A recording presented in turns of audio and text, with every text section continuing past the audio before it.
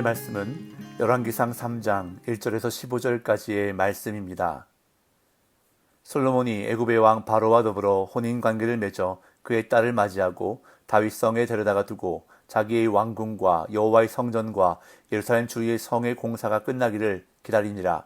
그때까지 여호와의 이름을 위하여 성전을 아직 건축하지 아니하였으므로 백성들이 산당에서 제사하며 솔로몬이 여호와를 사랑하고 그의 아버지 다윗의 법도를 행하였으나 산당에서 제사하며 분향하더라. 이에 왕이 제사하러 기브온으로 가니 거기는 산당이 큼이라.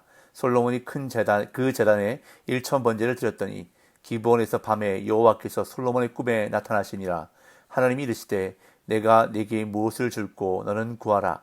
솔로몬이 이르되 주의 종 내 아버지 다윗이 성실과 공의와 정직한 마음으로 주와 함께 주 앞에서 행함으로 주께서 그에게 큰 은혜를 베푸셨고 주께서 또 그를 위하여 이 큰 은혜를 항상 주사 오늘과 같이 그의 자리에 앉을 아들을 그에게 주셨나이다. 나의 하나님 여호와여, 주께서 종으로 종의 아버지 다윗을 대신하여 왕이 되게 하셨사오나 종은 작은 아이라 출입할 줄을 알지 못하고 주께서 택하신 백성 가운데 있나이다. 그들은 큰 백성이라 수요가 많아서 셀 수도 없고 기록할 수도 없사오니 누가 주의 이 많은 백성을 재판할 수 있사오리이까. 듣는 마음을 종에게 주사 주의 백성을 재판하여 선악을 분별하게 하옵소서. 솔로몬이 이것을 구하매 그 말씀이 주의 마음에 든지라. 이에 하나님이 그에게 이르시되 내가 이것을 구하도다. 자기를 위하여 장수하기를 구하지 아니하며 부도 구하지 아니하며 자기 원수의 생명을 멸하기도 구하지 아니하고 오직 송사를 듣고 분별하는 지혜를 구하였으니 내가 네 말대로 하여 내게 지혜롭고 총명한 마음을 주노니 네 앞에도 너와 같은 자가 없었거니와 네 뒤에도 너와 같은 자가 일어남이 없으리라. 내가 또 네가 구하지 아니한 부귀와 영광도 내게 주노니 네 평생의 왕들 중에 너와 같은 자가 없을 것이라. 네가 만일 네 아버지 다윗이 행한 같이 내 길로 행하며 내 법도와 명령을 지키면 내가 또 네 날을 길게 하리라. 솔로몬이 깨어보니 꿈이더라. 이에 예루살렘에 이르러 여호와의 언약궤 앞에 서서 번제와 감사의 제물을 드리고 모든 신하들을 위하여 잔치하였더라. 아멘. 열왕기상 2장에서 솔로몬의 왕위를 위협하는 정적들이 모두 숙청되었습니다. 먼저 왕권에 대한 미련을 버리지 못하고 마음에 가득한 야망을 따라 다윗의 후궁이었던 아비삭을 달라고 요구했던 아도니아가 죽임을 당한 다음 아도니아를 왕위에 올리려 했던 주요 인물들이 솔로몬에 의해 처벌을 받았습니다.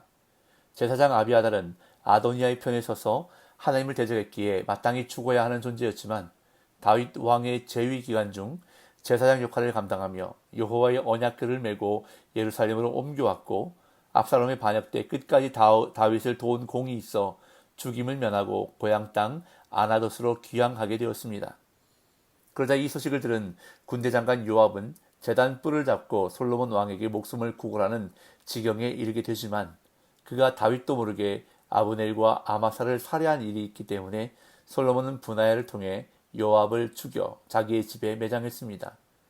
그런 다음 다윗이 죽기 전 유언으로 남겨 죗값을 치르게 하라고 했던 시므이도 솔로몬은 제거하는데 시므의 경우 죽일 만한 마땅한 명분이 없었기에 솔로몬은 시므의 거주지를 제한하고 이를 어길 시에 죽게 될 것이라 경고했습니다. 그러나 3년 만에 시므이는 이것을 어기게 되고 이에 솔로몬은 시므이를 처형합니다. 이렇게 솔로몬의 왕위를 위협하는 정적들이 모두 숙청되자 정치는 안정되고 왕은 통치의 기반을 확고하게 다질 수 있었습니다. 그리고 이스라엘은 대외적으로 점점 그 영향력을 넓혀가는 나라가 되는데 이스라엘의 명성이 나라 밖으로 미치자 쇠퇴해 가던 강대국 애굽이 이스라엘에게 기대기 위해 솔로몬과 정략 결혼 관계를 맺기에 이릅니다.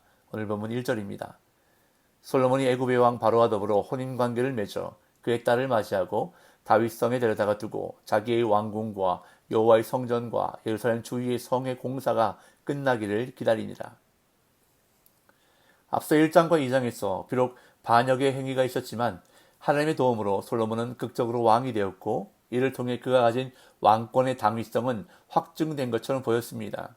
하지만 3장을 시작하면서 나타난 솔로몬의 모습은 의구심을 자아내는데 애굽의 왕 바로의 딸을 왕비로 데려왔다고 말하고 있기 때문입니다. 애굽은 이스라엘의 역사를 통해 부정적인 이미지가 각인되어 있는 나라입니다.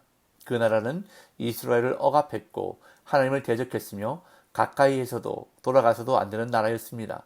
물론 이방 백성과의 혼인도 원칙적으로는 금지되어 있었습니다.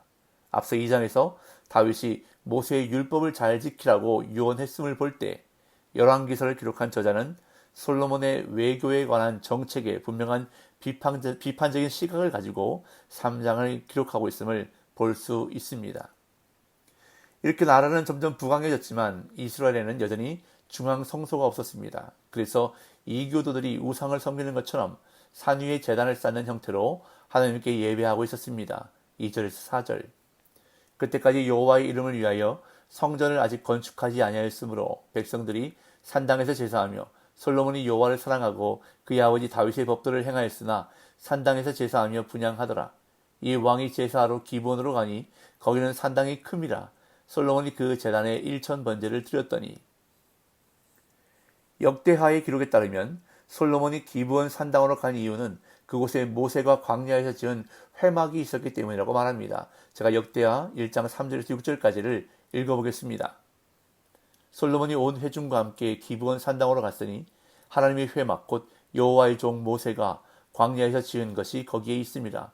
다윗이 전에 예루살렘에서 하나님의 궤를 위하여 장막을 쳐두었으므로 그 궤는 다윗이 이미 기럇 여아림에서부터 그것을 위하여 준비한 곳으로 메어 올렸고 옛적에 훌의 손자 우리의 아들 부살렐이 지은 놋제단은 여호와의 장막 앞에 있더라. 솔로몬이 회중과 더불어 나아가서 여호와 앞 곧 회막 앞에 있는 놋제단에 솔로몬이 이르러 그 위에 1,000마리 희생으로 번제를 드렸더라. 하나님께 제사하기 위해서 산당으로 갔다는 것이 마치 우상에게 제사하는 듯한 느낌을 받기 때문에 아마 그 부분을 의식해서인지 역대하를 기록한 저자는 솔로몬이 하나님께 제사하기 위해 기브온 산당으로 간 이유를 길게 설명하고 있습니다. 하나님의 궤는 이미 다윗이 기럇 여아림에서부터 예루살렘에 준비한 것으로 메어 올렸고 부살렐이 지은 놋제단은 기브온 산당에 있는 회막 앞에 있었다는 것을 상세히 기록합니다. 당시에는 아직 성전을 건축하지 않은 때여서 특별히 제사를 드릴 장소가 없었을 것이기에 솔로몬은 모세가 지은 회막과 놋제단을 둔 기브온 산당에서 제사를 드릴 수밖에 없었다는 것을 역대하를 기록한 저자는 말하고 싶었던 것입니다.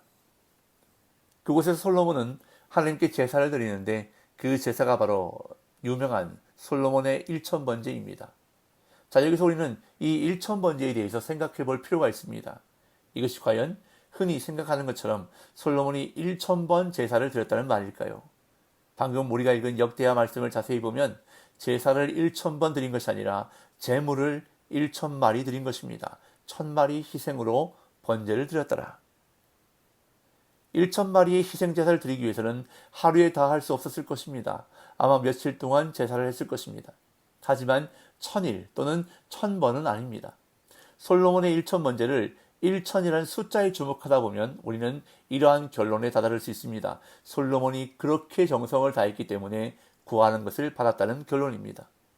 이것은 마치 과거의 우리 조상들이 새벽에 정한수를 떠놓고 기도한 것이나 불교 신자들이 절에 올라가 100일 기도나 1,000일 기도를 하는 것과 다를 바가 없는 것입니다. 예배나 기도도 정성이 들어가야, 노력이 들어가야 구하는 것을 받을 수 있다는 논리가 되고, 이것은 결국 예배나 기도가 하나의 수단, 즉 내가 원하는 것이나 복을 받는 수단, 도구가 되어버리는 것입니다. 내가 이렇게 정성을 들여 기도했기 때문에 내가 원하는 것을 받는 것은 당연하다는 논리가 되는 것입니다. 그러나 솔로몬은 하나님께 무엇을 받으려고 원하는 것이 있어서 1,000번제를 드린 것이 아닙니다. 솔로몬이 제사를 드린 그날 밤에 하나님은 솔로몬에게 나타나셔서 이렇게 물으셨습니다. 5절. 기브온에서 밤에 여호와께서 솔로몬의 꿈에 나타나시니라. 하나님이 이르시되 내가 네게 무엇을 줄고 너는 구하라. 이 말씀은 솔로몬이 1,000번제를 드리면서 아무것도 구하지 않았다는 것입니다. 그래서 하나님이 오히려 물으십니다. 내가 네게 무엇을 줄고 너는 구하라. 그러자 솔로몬은 하나님께 이렇게 말합니다. 6절에서 9절. 솔로몬이 이르되 주의 종 내 아버지 다윗이 성실과 공의와 정직한 마음으로 주와 함께 주 앞에서 행함으로 주께서 그에게 큰 은혜를 베푸셨고 주께서도 그를 위하여 이 큰 은혜를 항상 주사 오늘과 같이 그의 자리에 앉을 아들을 그에게 주셨나이다. 나의 하나님 여호와여, 주께서 종으로 종의 아버지 다윗을 대신하여 왕이 되게 하셨사오나 종은 작은 아이라 출입할 줄을 알지 못하고 주께서 택하신 백성 가운데 있나이다. 그들은 큰 백성이라 수요가 많아서 셀 수도 없고 기록할 수도 없사오니 누가 주의 이 많은 백성을 재판할 수 있사오리이까. 듣는 마음을 종에게 주사 주의 백성을 재판하여 선악을 분별하게 하옵소서. 지금 솔로몬이 하나님께 구하는 것은 왕으로서의 사명을 잘 감당할 수 있도록 듣는 마음, 즉 지혜를 달라고 하는 것입니다. 하나님의 백성을 잘 다스릴 수 있도록 잘 재판할 수 있도록 지혜를 달라고 간구하는 것입니다. 그러자 이러한 솔로몬의 간구를 들으신 하나님께서 마음에 들어하시며 이렇게 말씀하십니다. 10절에서 12절. 솔로몬이 이것을 구하매 그 말씀이 주의 마음에 든지라. 이 하나님이 그에게 이르시되 네가 이것을 구하도다. 자기를 위하여 장수하기를 구하지 아니하며 부도 구하지 아니하며 자기 원수의 생명을 멸하기도 구하지 아니하고 오직 송사를 듣고 분별하는 지혜를 구하였으니 내가 네 말대로 하여 네게 지혜롭고 총명한 마음을 주노니 네 앞에도 너와 같은 자가 없었거니와 네 뒤에도 너와 같은 자가 일어남이 없으리라. 하나님은 솔로몬이 구하는 것을 들으시고 감동하셨습니다. 하나님은 솔로몬이 부나 원수의 생명을 멸하거나 장수를 구하지 아니했다고 말씀하십니다. 대신 그는 하나님께서 맡기신 사명, 이스라엘의 왕으로서 그 사명을 잘 감당할 수 있도록 지혜, 즉 듣는 마음을 구한 것입니다. 하나님의 백성을 다스리는 왕으로서 하나님의 음성을 잘 들으려 했고 또한 재판을 받으러 나오는 백성들의 말을 잘 듣고 잘 재판할 수 있기를 구했던 것입니다. 이 하나님은 솔로몬이 구한 지혜를 주셨을 뿐만 아니라 솔로몬이 구하지 않았던 부귀와 영광도 주셨습니다. 13절에서 15절. 내가 또 네가 구하지 아니한 부귀와 영광도 네게 주노니 네 평생의 왕들 중에 너와 같은 자가 없을 것이라. 네가 만일 네 아버지 다윗이 행함같이 내 길로 행하며 내 법도와 명령을 지키면 내가 또 네 날을 길게 하리라. 솔로몬이 깨어보니 꿈이더라. 이에 예루살렘에 이르러 여호와의 언약궤 앞에 서서 번제와 감사의 제물을 드리고 모든 신하들을 위하여 잔치하였더라. 우리는 역사를 통해서 솔로몬이 얼마나 지혜가 있었으며 또한 부귀와 영광을 누리며 살았는지를 알고 있습니다. 그런데 이 모든 것이 다 하나님께서 주신 복이었습니다. 하나님이 감동을 받으시고 솔로몬에게 복을 베풀어 주셨던 것입니다. 오늘 저와 여러분들에게도 이러한 복이 임하기를 간절히 소망합니다. 그러기 위해서는 솔로몬처럼 하나님을 감동시키는 예배자, 기도자가 되어야 하는 것입니다. 오늘도 세상의 부와 장수의 복을 구하는 것이 아니라 하나님께서 맡기신 사명 잘 감당할 수 있도록 하나님께 지혜와 능력을 간구함으로써 하나님을 기쁘시게 되는 저와 여러분들이 되시기를 예수님의 이름으로 축복합니다.